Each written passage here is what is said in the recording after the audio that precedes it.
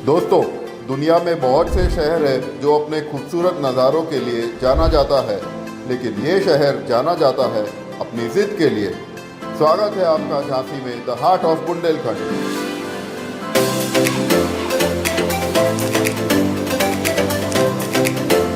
तो इस व्लॉग में मैं आपको बताऊंगा कि झांसी कैसे पहुंचे, झांसी कौन से माध्यम से पहुंचे, झांसी में क्या क्या घूमने के लिए है और झांसी में कहां आप रह सकते हैं। तो आप झांसी रोड से, झांसी ट्रेन से और झांसी फ्लाइट से पहुंच सकते हैं। झांसी का खुद का अपना रेलवे स्टेशन है जो ग्वालियर, दिल्ली, मुंबई के रूट पे पड़ता है और झांसी से सबसे नज़दीकी एयरपोर्ट है ग्वालियर जो 87 किलोमीटर दूर है और झांसी रोड से वेल कनेक्टेड है। आपको झांसी में रहने के लिए रूम्स, लॉजेस और होटल्स मिल सकता है। आपको झांसी रेलवे स्टेशन के पास काफ़ी सारे रूम्स, लॉजेस और होटल्स मिलेंगे और झांसी मेडिकल कॉलेज के पास भी आपको कई सारे रूम्स, होटल्स और लॉजेस आपको मिलेंगे। दोस्तों, आज हम ऐसे जगहों पे जा रहे हैं जहां की हर दीवार एक कहानी कहती है। आज हम एक्सप्लोर करेंगे द लेजेंडरी झांसी का किला। तैयार हो जाइए एक ऐसे सफ़र के लिए जहाँ हिस्ट्री के पन्नों से निकलकर आमने सामने आएगी। इस किले को 1613 में ओरछा के राजा बीर सिंह दियो ने बनवाया था। इसकी मजबूती का अंदाज़ा आप इन दीवारों से लगा सकते हो, लेकिन इस किले की असली पहचान जुड़ी है रानी लक्ष्मीबाई से। इस किले का शुल्क है 20 रुपये और ये किला सुबह 7 बजे से लेकर शाम के 6 बजे तक खुला रहता है। और अगर आपको लाइट एंड साउंड शो देखना है तो इसके लिए अलग चार्जेस लगेंगे जो शाम के 7 बजे से शुरू हो जाएगा। किले का एक मुख्य स्थल है कड़क बिजली कैनन। कहते हैं जब ये चलती है तो इसकी गूंज मीलों तक सुनाई देती है। दूसरा पवित्र स्थल है गणेश मंदिर। ये वही मंदिर है जहां रानी लक्ष्मीबाई और राजा गंगाधर की शादी हुई थी। यहाँ आकर एक अलग ही शांति मिलती है। तीसरी जगह है पंचमहल। यहाँ से रानी अपनी राज्य की प्रशासन संभालती है। हालांकि वक्त के साथ काफ़ी हिस्सा बदल गया है, लेकिन इन दीवारों में आज भी वो शाही एहसास बाकी है। अब मैं आपको दिखाने जा रहा हूँ किले का सबसे आइकॉनिक स्पॉट, वो जगह जिसे देखकर आज भी रोंगटे खड़े हो जाते हैं।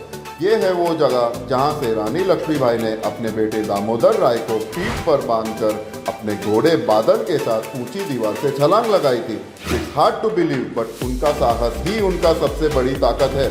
अगर आप यहाँ आ रहे हो तो शाम को लाइट एंड साउंड शो देखना बिल्कुल मत भूलना। दोस्तों, झांसी का नाम सुनते ही जहन में सबसे पहले फोर्ट का ख्याल आता है, लेकिन झांसी के शोर शराबे वाले इलाके के बीच ऐसी जगह है जो कभी रानी लक्ष्मीबाई का घर हुआ करता था। हाँ, मैं बात कर रहा हूँ रानी महल की। रानी महल का एंट्री फीस है 20 रुपीज़ और वो झांसी फोर्ट से केवल 5 मिनट दूर है। इस महल को 18वीं सदी के बाद रघुनाथ राव द्वितीय ने बनवाया था। इसकी आर्किटेक्चर तो देखिए आप, फ्लैट रूफ, 8 विंडोज और ये क्लासिक येलो स्टोन। जब 1853 में राजा गंगाधर राव का इंतकाल हो गया था तब रानी लक्ष्मीबाई ने किला छोड़कर यहीं पर रहने आ गए। महल का ग्राउंड फ्लोर अब एक म्यूजियम बन चुका है। यहाँ आपको 9 से 12वीं सदी की बहुत पुरानी मूर्ति मिलेगी। अब हम आ गए हैं महल के सबसे खूबसूरत हिस्से में, जिसको बोलते हैं दरबार हॉल।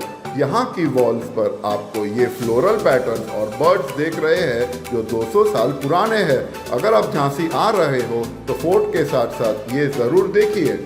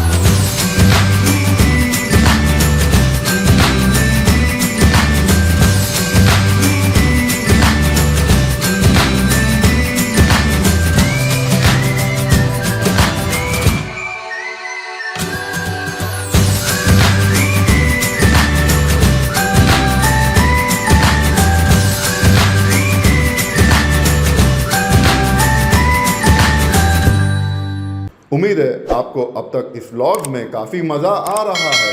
अगर आपको बहुत मज़ा आ रहा है तो कमेंट्स में ज़रूर लिखिए इनकलाब जिंदाबाद। चलिए अब मैं आपको ले जा रहा हूँ ऐसे संग्रहालय जहाँ पे रानी लक्ष्मीबाई के पूरी इतिहास के बारे में वर्णन किया गया है। हाँ, मैं बात कर रहा हूँ स्टेट म्यूज़ियम की। इसका शुल्क है 25 रुपये और ये सुबह 9 बजे से शाम के 6 बजे तक खुला रहता है और सोमवार बंद रहता है। 1978 में बना ये म्यूज़ियम सिर्फ एक बिल्डिंग ही नहीं, एक टाइम मशीन है जो हमें 4वीं सदी से लेकर 1857 की क्रांति तक ले जाती है। चलिए अंदर चलते हैं। यहाँ 1857 के अपराइजिंग के कुछ लिथोग्राफ्स और फोटोज़ भी है। बुक में पढ़ना अलग बात है, लेकिन उन चीज़ों के बीच खड़े होना जिन्हें उस वक्त इस्तेमाल किया गया था, वो फीलिंग बिल्कुल अलग है। अगर आपको पुराने हथियारों में इंटरेस्ट है तो ये जगह आपको बहुत पसंद आएगी। यहाँ मुग़ल इरा के मैचलॉक गन से लेकर पुराने ज़माने के ढेर सारे हथियार है। और थोड़ा आगे बढ़ो तो आपको कॉइनेट सेक्शन, कुशाना एम्पायर के सोने के सिक्के हो या ब्रिटिश राज के करेंसी, यहाँ हर एक सिक्का का एम्पायर के बनने और गिरने की गवाह देती है। मंडे को म्यूज़ियम बंद रहता है तो अपना प्लान उस हिसाब से बनाएं। आज का आखिरी जगह है महाराजा गंगाधर राव की छतरी। 1853 में महाराजा का निधन के बाद रानी ने इस छतरी का निर्माण करवाया था। इसका आर्किटेक्चर देखिए, ये बुंदेली स्टाइल का एक बेहतरीन नमूना है। ऊंचे चबूतरे, ये सुंदर पिलर्स और ऊपर का वो विशाल डोम, यहाँ आते ही एक सुकून मिलता है। झांसी के फोर्ट में जहाँ वीर रास महसूस होती है, वहीं यहाँ करुणा और प्रेम का एहसास होता है। झांसी का ये ट्रिप मेरे लिए काफ़ी स्पेशल रहा। फोर्ट से लेकर म्यूज़ियम और गंगाधर राव की छतरी से लेकर रानी महल तक हर जगह की अपनी एक कहानी है। अगर आप यहाँ आना चाह रहे हो तो एटलीस्ट आप 2 दिन निकाल कर ज़रूर आइए और एक एक कॉर्नर अच्छे से एक्सप्लोर करें। आपको ये पूरा झांसी का व्लॉग कैसा लगा नीचे लिखकर ज़रूर कमेंट्स में बताएं। चैनल पर नए हो तो सब्सक्राइब कर लेना, क्योंकि मेरी अगली मंजिल और भी एक्साइटिंग है। See you in the next one. Bye bye.